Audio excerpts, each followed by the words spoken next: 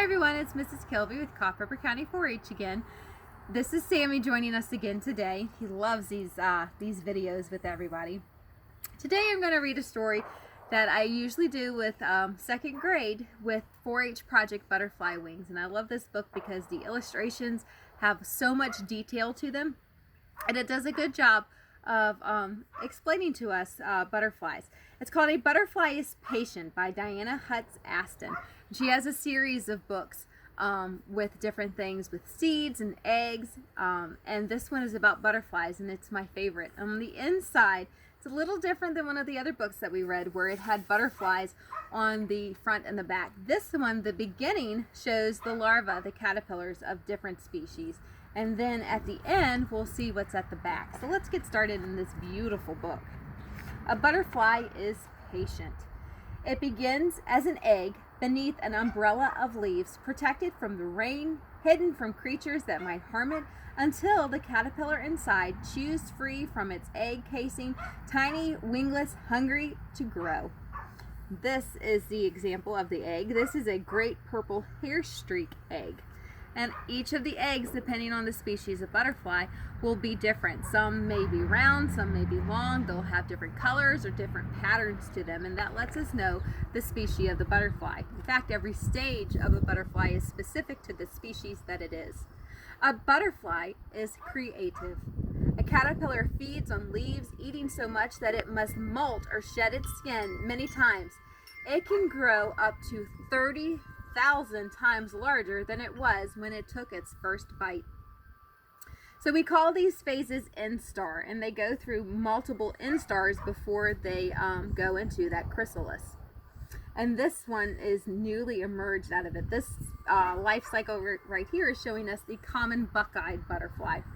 Once a caterpillar has eaten all that it needs, it creates a protective covering called a chrysalis. Curled inside the chrysalis, it is growing wings. Now it is time for the metamorphosis, changing from one thing into another. A butterfly is helpful. Butterflies, like bees, help pollinate plants so they can reproduce and make seeds. As a butterfly flits from flower to flower, sipping nectar, the tiny grains of pollen cling to the body. They mostly cling to the hair on those legs. Then fall away onto other flowers. Seeds are only produced when pollen is transferred between flowers of the same species. We call this pollination. And this is showing us a couple of different butterflies. It's showing us a zebra longwood. This is an Easter tiger swallowtail. A butterfly is protective, so they have camouflage.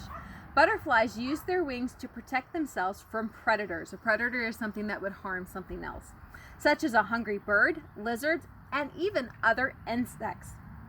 Some butterflies have markings on their wings called eye spots. Scientists don't know what they are used for, perhaps to scare away predators or to attract mates. This is an owl butterfly. This one is camouflaged very well. It looks just like these leaves. This is an orange oak leaf, and this is a peacock. Wings can help butterflies camouflage or hide themselves in their environment.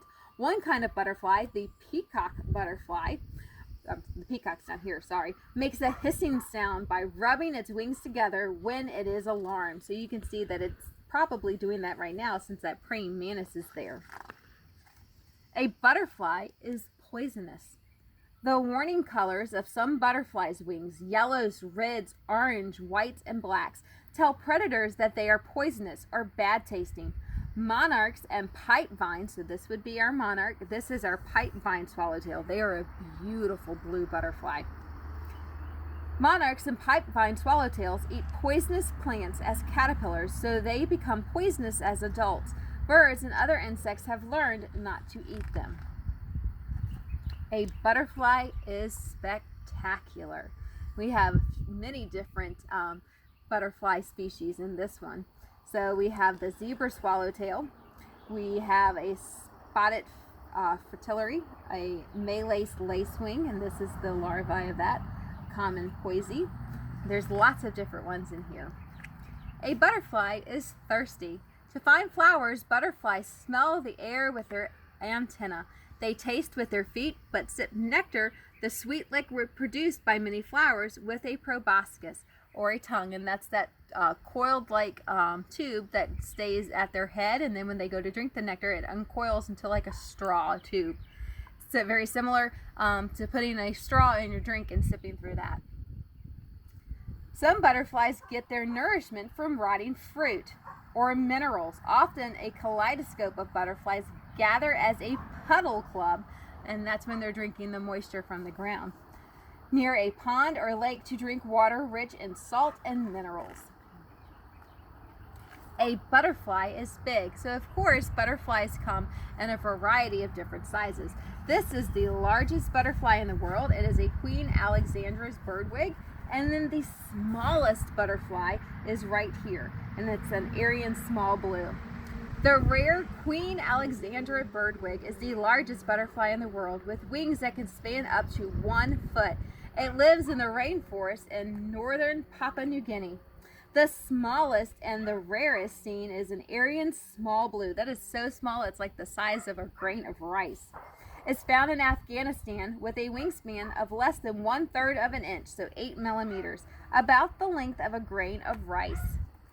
A butterfly is scaly. A rainbow of shiny, powdery scales cover the wings of a butterfly. Scales stacked like shingles on a roof. Without scales, its wings would be as transparent as the wings of a bee or a dragonfly. The colors and patterns and shapes of a butterfly wings have a purpose. Some use their patterns of colors to attract mates in places where the climate is cool. Dark scales absorb heat from the sun, warming the butterfly's flight muscles. Butterflies are cold-blooded and must have a body temperature of 86 degrees in order to fly. So if you ever see a butterfly resting on the ground with its wings open, it's absorbing the sunlight so it can fly. And we call that basking. It's basking in the sunlight so it can warm itself. A butterfly is not a moth. These are two very different types of insects. Butterflies and moths belong to the same family of insects, which means scale wings. They are the only insect with scaly wings, but there is a difference between the two of them. Moths appeared on Earth between 100 and 190 million years ago. Butterflies about 40 million years ago, during the Cretaceous period, when flowering plants and the nectar most butterflies need to survive evolved. Nearly every kind of butterfly flies during the day, while most moths fly at night, so they are nocturnal. A moth spins a cocoon, so moths have cocoon, butterflies make a chrysalis. A moth spins a cocoon made of silk, while a butterfly wraps itself in a chrysalis, or an exoskeleton made from its own skin. A butterfly is a traveler. Most butterflies, such as a red admiral or the common buckeye, migrate a short distance to find a warmer place. But some, like the monarch butterfly, travel far. Although monarchs weigh only as much as a few rose petals, they can fly almost 3,000 miles from Canada to their winter home in Mexico at a rate of 20 miles per hour. Glider pilots have reported seeing monarchs flying at an altitude of 11,000 feet, higher than some clouds. A butterfly is magical. Monarchs gather in huge numbers in the forests of central Mexico, waiting for spring. Then they fly north to the milkweed plants in North America, where they lay their eggs. Now it's time again for the metamorphosis. So this is a cluster of monarchs, and they are on a fir tree. A butterfly is patient.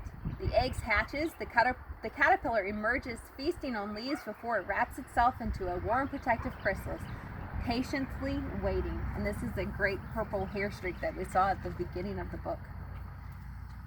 And it's waiting to soar. And this is that great purple hair streak butterfly. And at the end of the book, the beginning of the book showed us the larva, the caterpillar. This is showing us a variety of different adult butterflies, so we can see the difference. So we have that pipevine swallowtail, the zebra longwig, the monarch, the zebra swallowtail, and there's the common buckeye, and there's that Aryan small blue that we saw that was the tiniest in the world, and the eastern tiger swallowtail, that's the state insect of Virginia. So I hope you enjoyed this book. It gives us beautiful illustrations and a lot of great information on butterflies. So I hope you start looking for butterflies at your house and in your garden. I'll see you soon with another video. Thanks for watching.